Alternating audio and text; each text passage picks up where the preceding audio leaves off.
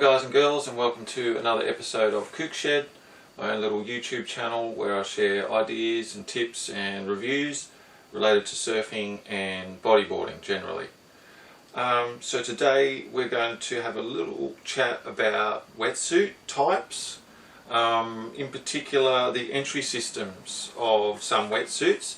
So we've got winter coming up here, so I thought it would be a good idea to just give a little rundown on the types of entry systems for wetsuits and what they might be good or not so good for, to help you select the right sort of wetsuit for you for the coming winter. So what I want to touch on basically is the three main types of wetsuits, or the entry system for wetsuits. So we'll start with the traditional way of getting in and out of a wetsuit. So this is a back zip wetsuit, right? So you've got a zipper. It's actually a spring suit, but yeah, just imagine it on a steamer for winter. So yeah, back zip entry. The back unzips on your wetsuit and you climb in from the sort of back top. Now these are the most common types of entry systems.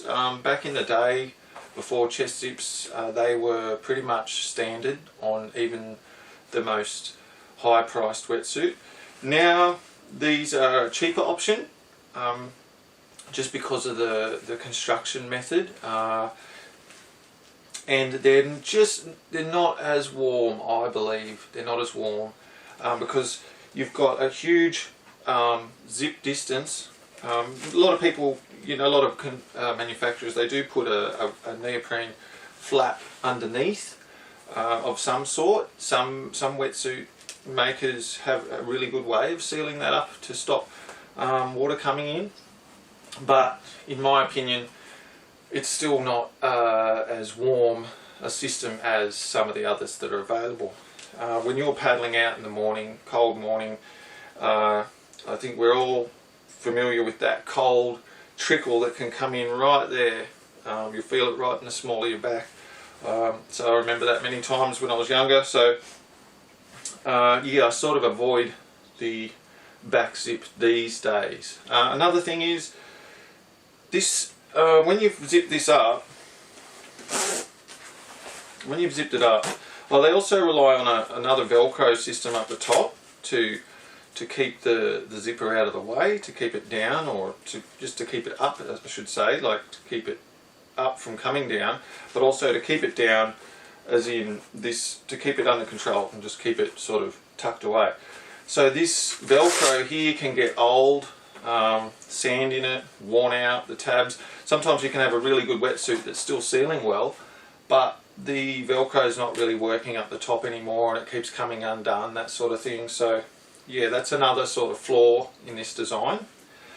What I will say for this design though, the back zip, is it's really good for people who might have flexibility issues, if they're a little bit older, or if they have like an arm or a shoulder issue.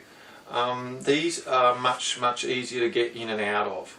So definitely if you've got sore shoulders from surfing, if you're an older person, or I don't know, you might have some sort of even a back issue and you just can't sort of flex and move that much when you're cold, the back zip is definitely the way to go. I've also found, working in the surf shop, I found that a lot of females like the back zip too. They seem to be just a better, more comfortable for them. You don't have bulky like zippers and padding, like there's with the chest zip you've got all sorts of contraptions going on around the front, and I've just found that a lot of females preferred the back zip. One, because it's just easy to get in and out of for them, and two, there's just no things going on the front. So yeah, keep that in mind. If you're a lady, you might actually like a back zip as well. And the other good thing is they're just cheaper. So generally if you go the chest zip, you're going to pay more because of just the way they're constructed.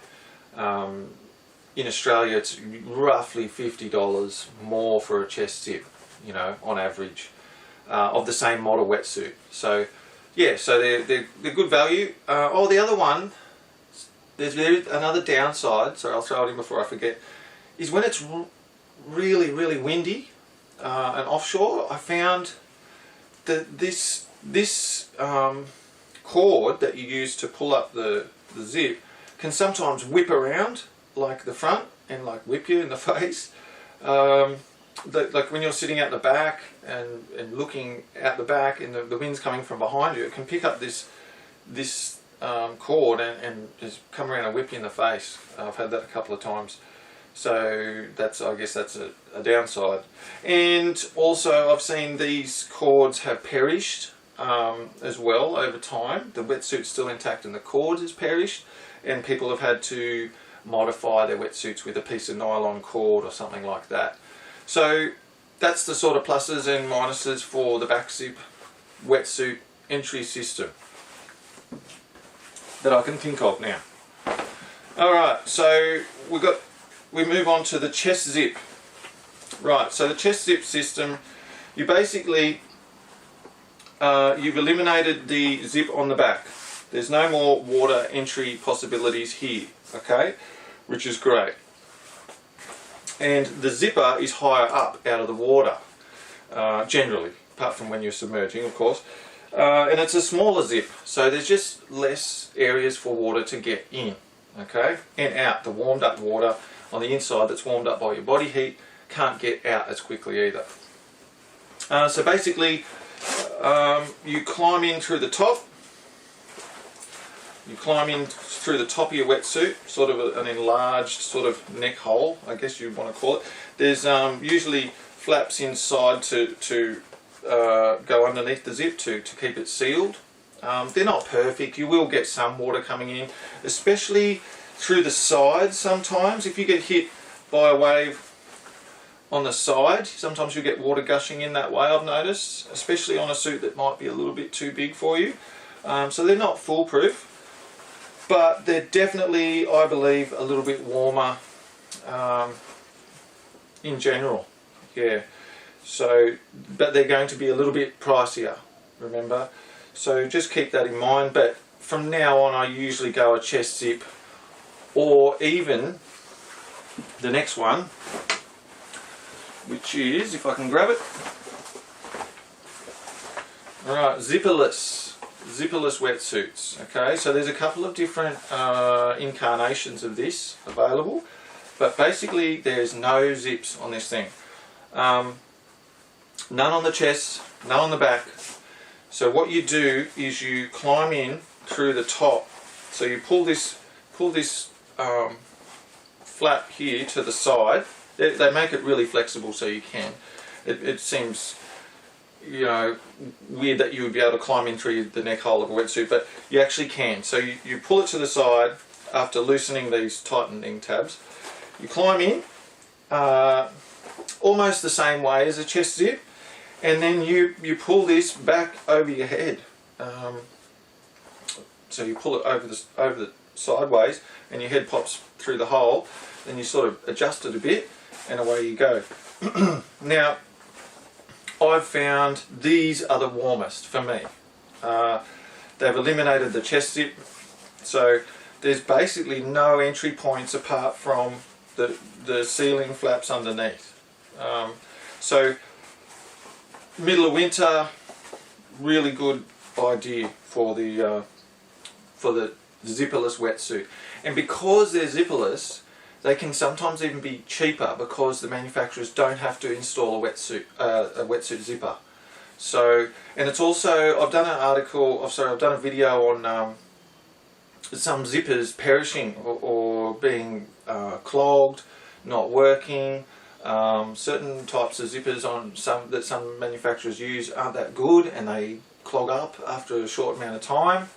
So this eliminates that. That's actually one of the reasons why I bought one of these, is because I was getting really frustrated with a zipper on one of my wetsuits, and I just went, no, I'm going zipperless. So yeah, it can be cheaper because they've gotten rid of that material that they needed to buy and install, and it can actually make it last longer. So they're pretty good, and people are a bit skeptical on these. I've found people are like, no, you know, I like a zipper because it's, you know, they're a bit old school or whatever, but they're really good. I think you should give them a try if you get a chance, because they're super warm when you need them to be. Just consider, the neck needs to seal perfectly, you know. If that neck's not sort of sealed around your body type of neck, water can get in and out a lot more easily.